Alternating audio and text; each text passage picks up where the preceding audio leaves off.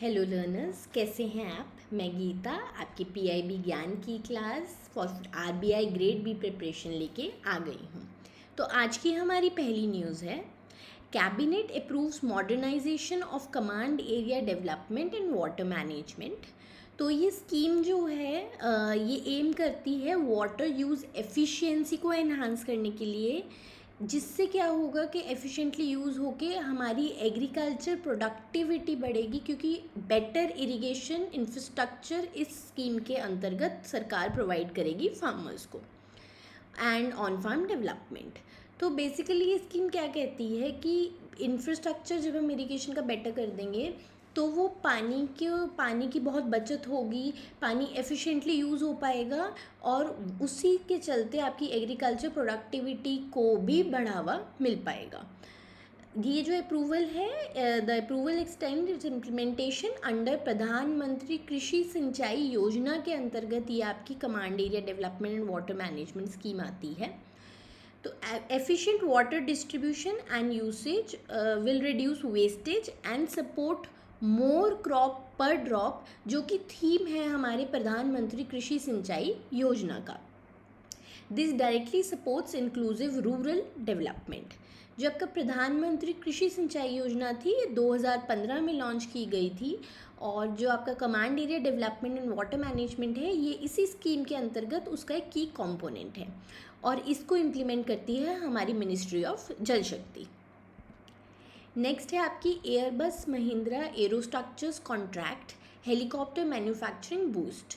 तो एयरबस और महिंद्रा ने मिलके पार्टनर किया है कि वो महिंद्रा एरोस्ट्रक्चर्स कंपनी ने एयरबस के साथ पार्टनर किया है कि वो H130 हेलीकॉप्टर के फ्यूजलेज को मैन्युफैक्चर करेंगे इंडिया में। ये जो डील है ये हाईलाइट करती है इंडिया की growing capability in the aerospace sector, और क्योंकि ये इंडिया में बनेगा तो ये मेक इन इंडिया इनिशिएटिव के अंतर्गत आता है, और ये पहली बार है कि कोई प्राइवेट इंडियन फर्म हमारी कंट्री में मैन्युफैक्चर करेगी पूरा fuselage for your civil helicopters, boosting India's export potential and job creation. Obviously कोई भी सेक्टर जब फर्स्ट टाइम कोई चीज़ इंडिया में होती है या कोई सेक्टर को बूस्ट मिलता है, तो उससे क्या होता है कि आपका सीधे सीधे जॉब मार्केट को भी बूस्ट मिलता है। जो मिनिस्ट्री ऑफ डिफेंस है वो प्रमोट करती है इंडिजिनस एरोस्पेस की, जो है हमारे एरोस्पेस में जितने भी कंपोनेंट्स की या जितने भी जहाज़ या हेलीकॉप्टर्स किसी की भी ज़रूरत होती है, तो उसकी जो मैन्युफैक्चरिंग है हर चीज़ की, हर पार्ट की, वो इंडिया में हो, इंडिजिनसली मैन्युफैक्चर्ड हो। ये उन्होंने डिफेंस प्रोडक्शन पॉलिसी के अंडर उनका एम है मिनिस्ट्री ऑफ डिफेंस का। जो आपका मेक इन इंडिया इनिशिएटिव है वो एक लार्ज स्केल पे है, वो हर सेक्टर में कहा जाता है कि हमारे प्रधानमंत्री जी का विजन है कि हर चीज़, जो कोई छोटी से छोटी सुई लेके बड़ी से बड़े हवाई जहाज़ तक इंडिया में ही प्रोड्यूस और मैन्युफैक्चर हो। तो ये इनिशिएटिव उन्होंने 2014 में लॉन्च किया था।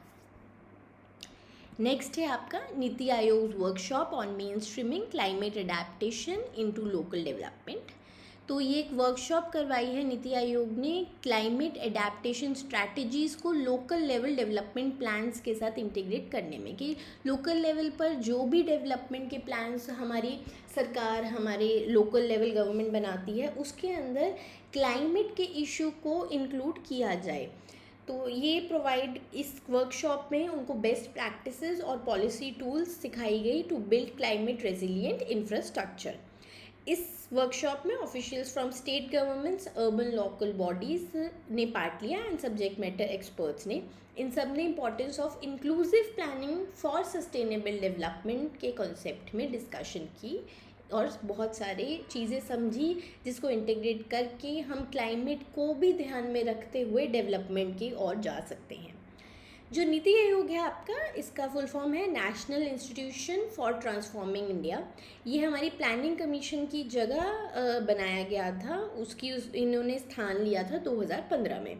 ये पॉलिसी थिंक टैंक है हमारी सरकार का, और जो इसको चेयर करते हैं वो हमारे प्रधानमंत्री हैं। नेक्स्ट न्यूज़ है आपकी पीरियोडिक लेबर फोर्स सर्वे तो अभी क्या है कि ये अब ministry of statistics and programme implementation ने लॉन्च किया है पीरियोडिक लेबर फोर्स सर्वे। तो इसमें बेसिकली हमारे अनएम्प्लॉयमेंट रेट कितना है, लेबर फोर्स कितनी है जो काम में लगी हुई है, हमारी जितनी पॉपुलेशन में से कितने लोग काम में हैं, उसमें आदमियों का कितना परसेंटेज है, औरतों का कितना परसेंटेज है, रूरल कितना है, अर्बन कितना है, ये रिपोर्ट हर चीज़ बताती है। तो जो लेटेस्ट हमारी PLFS 2024 आई है उसमें अनएम्प्लॉयमेंट रेट पे डिक्रीज़ देखा गया है, लेकिन बहुत छोटा सा डिक्रीज़ है ये, पर चलिए छोटा हो बड़ा हो, अनएम्प्लॉयमेंट नीचे जाती है तो ये अच्छी ही बात है। इसमें 6.5% था अक्टूबर दिसंबर 2023 में, और ये अक्टूबर से दिसंबर 2024 में 6.4% पाया गया है। और हमारी लेबर फोर्स पार्टिसिपेशन में बढ़ोतरी देखी गई है, जो कि हमारी अक्टूबर से दिसंबर के क्वार्टर 2023 में 49.9% थी, वो सेम क्वार्टर 2024 में 50.4% हो गई है। Urban and rural labour trends indicate a gradual economic recovery. जो PLFS है आपका, ये क्वार्टरली रिपोर्ट निकलती है, ज़रूर ये ध्यान रखिए, क्वार्टरली अर्बन की निकलती है, and annual rural employment data essential for your labour policy formulation and macro economic planning. जो PLFS है इसको नेशनल स्टैटिस्टिकल ऑफिस कंडक्ट करता है under your ministry of statistics and programme implementation. ये लॉन्च किया गया था 2017 में to replace your older service, जो कि पहले NSSO कंडक्ट करता था।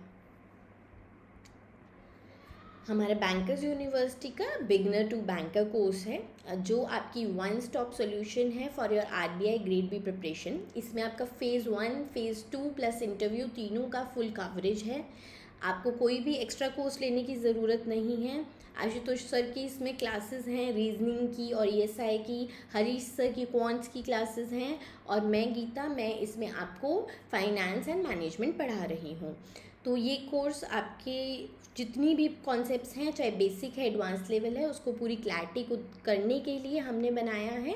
इसको अभी ज्वाइन कीजिए क्योंकि सीट्स जल्दी से जल्दी फिल हो रही हैं। चलिए आज की क्लास आपकी ख़त्म। Okay, bye bye.